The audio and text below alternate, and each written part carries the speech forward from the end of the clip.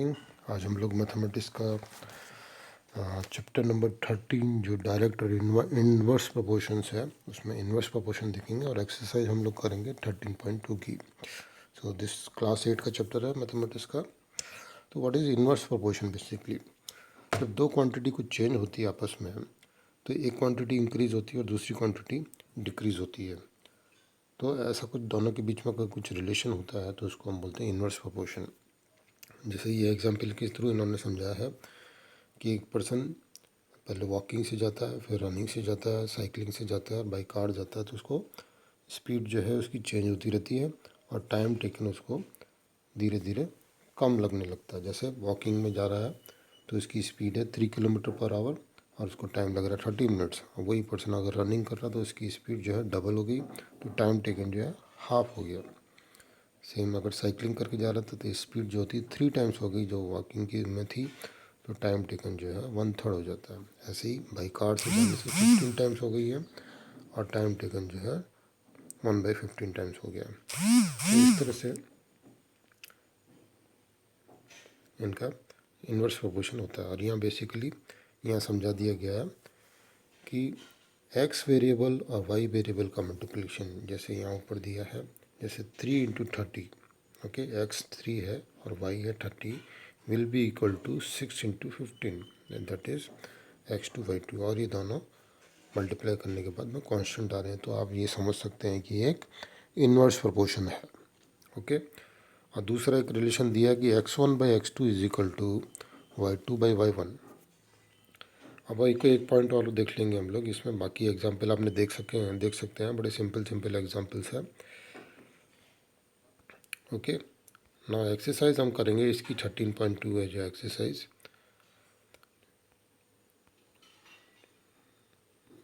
तो 13.2 एक्सरसाइज में हम लोग जाएंगे इसमें। हाँ, एक्सरसाइज में है, फर्स्ट क्वेश्चन आता है which are the following are in inverse proportion. तो कैसे मालूम करेंगे? इनवर्स प्रोपोर्शन में एक क्वांटिटी अगर इंक्रीज हो रही है तो दूसरी क्वांटिटी डिक्रीज होनी चाहिए, देन ओनली ये इनवर्स प्रोपोर्शन में। जैसे number 1, number of workers on a job and the time to complete the job. तो नंबर ऑफ वर्कर अगर हम इंक्रीज करेंगे तो time taken complete the job वो डिक्रीज होगा, तो दैट इज़ इनवर्स प्रोपोर्शन है। तो ये फर्स्ट वाला इनवर्स प्रोपोर्शन है। Number 2, time taken for a journey and the distance travelled in a uniform speed. तो इसमें कुछ प्रोपोर्शन नहीं बढ़ता क्योंकि ये यूनिफॉर्म स्पीड है, दूसरी क्वांटिटी चेंज नहीं हो रही है, स्पीड चेंज नहीं हो रही है, तो टाइम उतना ही लगेगा। हर बार कितनी बार भी सेम स्पीड से जाएंगे तो उतना ही टाइम लगेगा, तो ये डायरेक्ट प्रोपोर्शन या इनवर्स प्रोपोर्शन नहीं है। Number 3, area of cultivated land and the crop harvested. तो जितना ज़्यादा एरिया होगा क्रॉप हार्वेस्टिंग उतनी भी ज़्यादा होगी, तो ये डायरेक्ट प्रोपोर्शन हो सकता है, इनवर्स प्रोपोर्शन नहीं है। Time taken for a fix journey, number 4, and the speed of the vehicle. कोई जर्नी को आप फिक्स जर्नी मान लो, यहाँ से स्कूल जा रहे हैं और स्पीड एवरी टाइम बढ़ती जा रही है, तो टाइम टेकन कम होता जाएगा। तो दैट मीन्स एक चीज़ को, एक क्वांटिटी को बढ़ा रहे हैं तो दूसरी क्वांटिटी कम हो रही, दैट इज़ इनवर्स प्रोपोर्शन है। Number 5, the population of a country and the area of land पर पर्सन। तो अगर पूरी पॉपुलेशन, पूरे एरिया, कंट्री के एरिया को अगर लोगों में डिवाइड कर दिया जाए तो जैसे जैसे पॉपुलेशन बढ़ेगी तो एक एक आदमी के हिस्से में बहुत कम कम एरिया आएगा। तो जैसे जैसे पॉपुलेशन बढ़ रही है एरिया पर पर्सन को कम मिलेगा, तो एक क्वांटिटी बढ़ रही है तो दूसरी क्वांटिटी डिक्रीज हो रही है, तो ये इनवर्स प्रोपोर्शन है, ओके। नाउ अब इन क्वेश्चन को हम करेंगे। क्वेश्चन नंबर 2 को, in television game show the prize money of 1 lakh is to be divided equally among the winners, okay. Now complete the following table and find whether the prize money given to an individual winner is directly or inversely proportional to the number of winners. तो यहाँ पे एक quantity को आप बढ़ा रहे हैं तो दूसरी क्वांटिटी डेफिनेटली कम होगी। प्राइज मनी यहाँ फिक्स है 1 लाख रुपीज़, तो नंबर ऑफ विनर्स को आप बढ़ा दिए, 1 से 2 कर दिए, तो definitely prize money each winner को कम हो जाएगी। तो ये एक इनवर्स प्रोपोर्शनल है। बाकी की आपको कंप्लीट करना है, तो कैसे कंप्लीट करेंगे हम लोग? जैसे हमने देखा था कि x1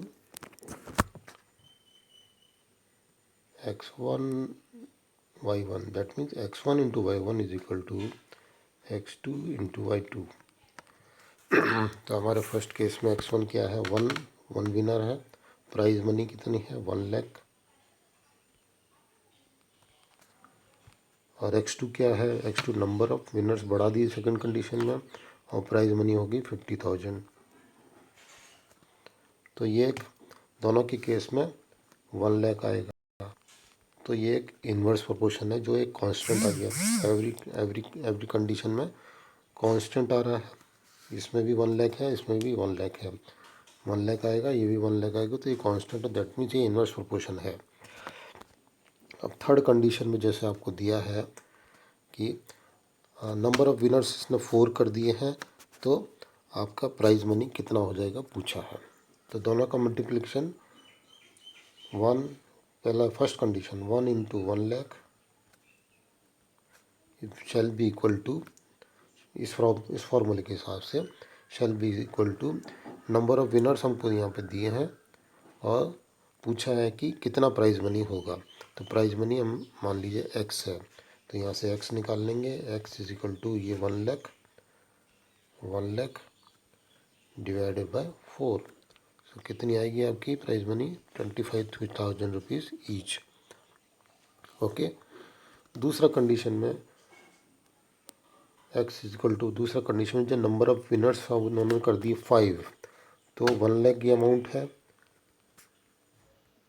तो आपके नंबर ऑफ विनर्स 5 कर दिए, तो ईच पर्सन क्या है, कितनी आएगी 20K, that is 20,000। Third condition में उन्होंने, एक फोर्थ कंडीशन में उन्होंने अगेन नंबर ऑफ विनर्स बढ़ा दिए, 8 कर दिए, तो आपको कितनी आएगी 12,500। ओके। अनदर कंडीशन में इन्होंने फिर से विनर्स बढ़ाए, नंबर ऑफ विनर्स बढ़ाए हैं, उन्होंने 10 कर दिए, तो 10,000 आएगी। ओके। फिर एक और उन्होंने कंडीशन बताई कि 20 कर दिए फिर उन्होंने, तो आपको 20 से डिवाइड करेंगे तो आपको 5,000 आ जाएगी। You can ask in comment section अगर आपको कुछ स्टेप समझ में नहीं आते हैं तो। बड़ी सिंपल है, आपका फार्मूला यही है, x1 into y1 should be equal to x2 into y2। बस ये फार्मूला आप लगाते जाइए, ये कांस्टेंट के बराबर रहता है। इस फार्मूले से आप ऑल क्वांटिटीज निकाल सकते हैं। तो ये क्वेश्चन नंबर 2 हो गया। क्वेश्चन नंबर 3 देखेंगे।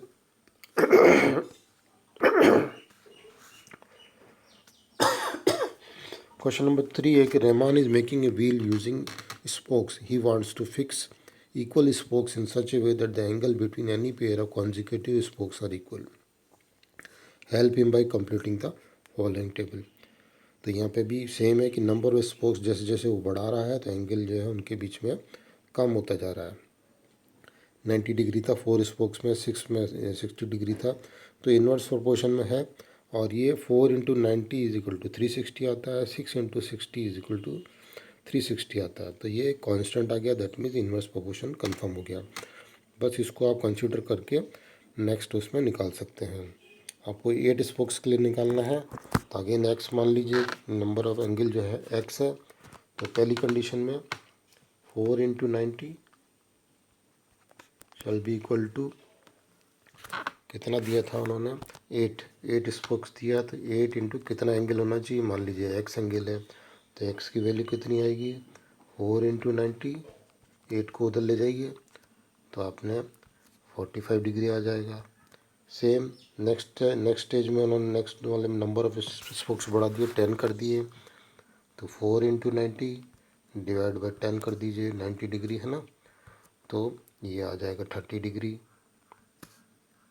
Sorry 36 degree, 36 degree. फिर उन्होंने अगेन 12 कर दिए, तो अगेन आप x is equal to 4 into 90 divide by 12 कर दीजिए, तो आपको 30 डिग्री आ जाएगा। तो इस तरह से जैसे जैसे स्पोक्स बढ़ाते जा रहे हैं उनका ये टेबल तो आप इस तरह से पूरी कर सकते हैं। बट इन्होंने नेक्स्ट क्वेश्चन भी कुछ 3 क्वेश्चंस दिए हैं, तो 3 क्वेश्चंस को देखेंगे। 3 क्वेश्चंस क्या दिए हैं उन्होंने। पहला दिया था are the number of spokes and the angle form between the pair of consecutive spokes in inverse proportion. हाँ, हमने निकाल लिया, क्योंकि 4 into 90 is equal to 6 into 360 degree, that is 360 degree आ रहा था। जो कांस्टेंट है तो वो इन्वर्स प्रोपोर्शन में हो गया। Now calculate the angle between pair of consecutive spokes on a wheel with 15 spokes के लिए इन्होंने पूछा है, तो 15 स्पोक्स के लिए हम लोग निकाल लेते हैं। तो पहला जो रिलेशन था 4 × 90 और 15 स्पोक्स इन्होंने पूछे हैं, तो इसके बीच में एंगल कितना होगा, एक्स मान लिया, तो x is equal to 4 × 90 degree divide by 15 degree और डिवाइड बाई 15, तो आपको ये आ जाएगा अराउंड 24 डिग्री का ईच स्पोक्स के बीच में एंगल आ जाएगा। फिर उन्होंने क्वेश्चन नंबर सेम 3 भी पूछा, how many spokes would be needed if the angle between the pair of consecutive spokes is 40 degree. तो number of spokes same relations आप निकाल लीजिए, 4 × 90 that is 360 is equal to, आप मान लीजिए इसको y मान लीजिए क्योंकि x मान रहे थे, नंबर ऑफ स्पोक्स चाहिए, 40 डिग्री का एंगल बन रहा है, तो y कितना हुआ 4 × 90 डिवाइड बाय ये 40 डिग्री, तो ये आपको आएगा 9 स्पोक्स आ जाएंगे इसमें। तो इस तरह से हमने ये क्वेश्चन नंबर 3 आपका हो गया है पूरा। अब क्वेश्चन नंबर 4 हम देखेंगे। क्वेश्चन नंबर 4 में क्या लिखा है, if a box of sweets is divided among 24 children, they will get 5 sweets each. How many would each get if the number of children is reduced by 4? Okay, अभी मान लो 24 children है तो उनको 5 sweets मिलती है, और 4 से रिड्यूस कर दिया दैट में 20 चिल्ड्रन हो गए, तो ईच बच्चे को स्वीट ज़्यादा मिल जाएगी क्योंकि इन्वर्सली प्रोपोर्शनल है। तो नंबर 4 क्वेश्चन जो है, number of children okay divide by आप लिखिए नंबर ऑफ स्वीट्स। पहली कंडीशन में क्या थे, 24 चिल्ड्रन थे और स्वीट्स कितनी मिल रही थी 5। अभी इन्होंने रिड्यूस कर दिए 4 चिल्ड्रन, दैट मीन 20 चिल्ड्रन हो गए, तो नंबर ऑफ स्वीट्स कितनी हो, एक्स मान लीजिए, तो सेम रिलेशन लगाइए 24 × 5 that is x1 × y1 is equal to 20 × x मान लीजिए, x जो माना अपना, तो x आपका आ जाएगा 24 × 5, 20 को उधर ले जाइए डिवीज़न में, तो ये आपको आएगा 6 स्वीट्स। तो नंबर ऑफ स्वीट्स पर पर्सन जो है, पर चाइल्ड जो है इंक्रीज हो जाएगी। तो ये नंबर 4 का क्वेश्चन हो गया। और नंबर 5 क्वेश्चन देखेंगे, a farmer has enough food to feed 20 animals in his cattle for 6 days. Okay, how long would the food last if there were 10 more animals in his cattle? तो 20 animals पहले थे, बाद में 10 मोर animal, that mean 30 animals हो गए। 20 animal के लिए जो फूड जो चलता था 6 days चलता था। अब कितने दिन चलेगा अगर वो नंबर ऑफ कैटल्स इंक्रीज कर देता है। ओके, तो क्वेश्चन नंबर 5 देखेंगे, number of animals divide by number of days. Okay, पहली कंडीशन में क्या था कि 20 एनिमल थे, वो 6 डेज तक उसका फूड चलता था, फिर उसने 10 एनिमल मतलब 30 एनिमल कर दिए उनको, तो 30 एनिमल कर दिए तो कितने दिन चलेगा, तो एक्स सेम, तो 20 × 6 इज इक्वल टू 30 × x, तो आपका x कितना आ जाएगा 20 × 6 डिवाइड बाई 30, तो ये आपका आ जाएगा 4 days। ओके, ठीक है, तो ये क्वेश्चन नंबर आपका 5 हो गया।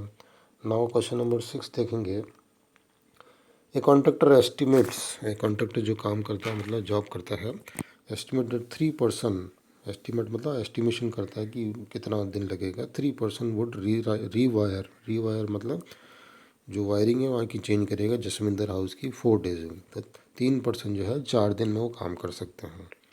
If you use 4 person instead of 3 then how long should they take to complete the job. Okay, again question simple लगा होगा। क्वेश्चन नंबर 6 है कि वर्कर जो है और days, number of days, worker पहले 3 वर्कर थे तो वो उसको वर्क को 4 days में कंप्लीट कर सकते थे। अब उसने वर्कर बढ़ा दिए, 4 वर्कर कर दिया, तो कितने दिन में कंप्लीट करेंगे, सिंपल है 3 × 4 इज इक्वल टू 4 × x, तो 4 से 4 कट जाएगा, तो x is equal to 3 days में वो उसकी रीवायरिंग कर देंगे। तो क्वेश्चन नंबर 6 भी सिंपल था। क्वेश्चन नंबर 7 देखेंगे, batches were packed in 25 boxes with 12 bottles in each box. If the same batch is packed with using 20 bottles in each box, then how many boxes would be filled? तो same आपको बड़ा simple सा question है कि पहले number of boxes और number of bottles. पहले boxes 25 थे और बॉटल्स पर बॉक्स में बॉटल 12 थी। फिर उन्होंने बॉटल्स पर बॉक्स में 20 कर दी। ओके, तो कितने बॉक्सेस चाहिए पूछ रहे हैं, तो बड़ा सिंपल है, 25 into 12 x1 into y1 is equal to x2 into y2, that is constant, that is x into 20. So x is equal to 25 into 12 divided by 20, that is how much it will come, 15 boxes.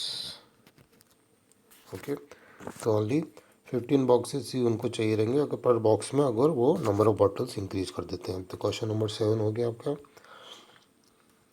Question number 12 है, question number 8 है, A factory requires 42 machines to produce a given number of articles in 63 days. How many machines would be required to produce the same number of articles in 54 days? तो number machine कितनी चाहिए रहेगी अगर हमने number of days हमको कम करने हैं। Okay, तो 8 नंबर करेंगे, machines, number of machines divide by number of days. तो पहली कंडीशन में क्या था, नंबर ऑफ मशीन्स उनके पास थी 42, तो उनको नंबर डेज उसको प्रोड्यूस करने में लगते थे 63 डेज।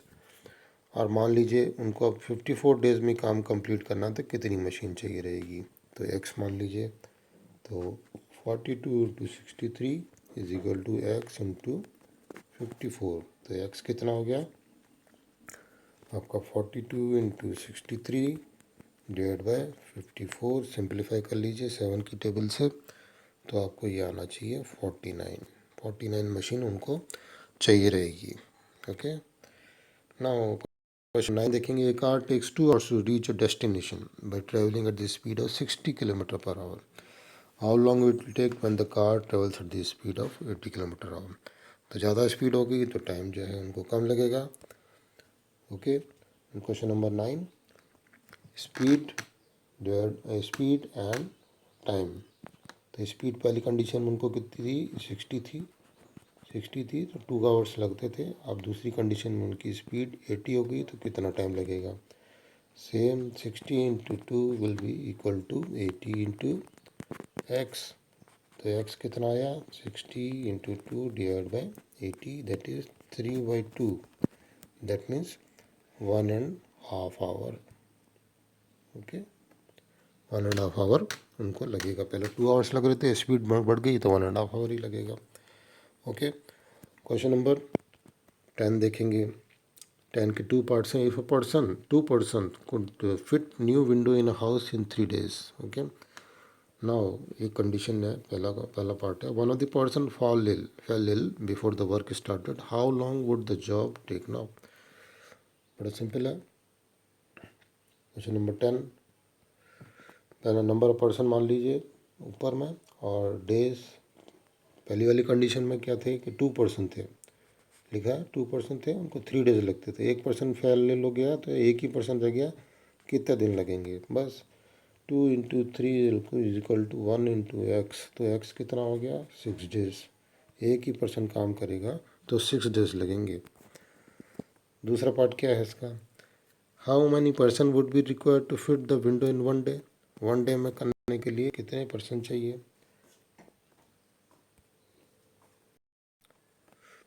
तो उनको क्या था आपका क्वेश्चन, हाँ, number 2, how many person would be needed to fit the windows in 1 day। कितने पर्सन चाहिए अगर 1 day में उसको करना है। तो पहला कंडीशन क्या था, 2 इंटू 3, 2 पर्सन अगर 3 days में करते थे, अभी उनको 1 day में ही करना है। तो मान लीजिए वाई कितने पर्सन चाहिए रहे, तो Y is equal to how many, 6 person. Okay, now question number 11 जो है, A school has 8 periods a day, each of 45 minutes duration. How long would each period be if the school has 9 periods a day, assuming the number of school hours to be the same? तो question number 11 हम देख रहे हैं. तो मान number of period by number of time. Time मतलब each period का time कितना रहेगा. सॉरी, पहले 8 पीरियड लगते थे और ईच पीरियड में टाइम लगता था 45 मिनट्स. दूसरी कंडीशन बना नंबर ऑफ पीरियड बढ़ा दिए तो टाइम कितना लगेगा. तो बड़ा सिंपल है, 8 into 45 is equal to 9 into x. तो x is equal to 8 into 45 divide by 9. How much 40 minutes का ईच पीरियड लगेगा. So this complete our exercise 10.2. So thank you for watching this video. Thank you very much.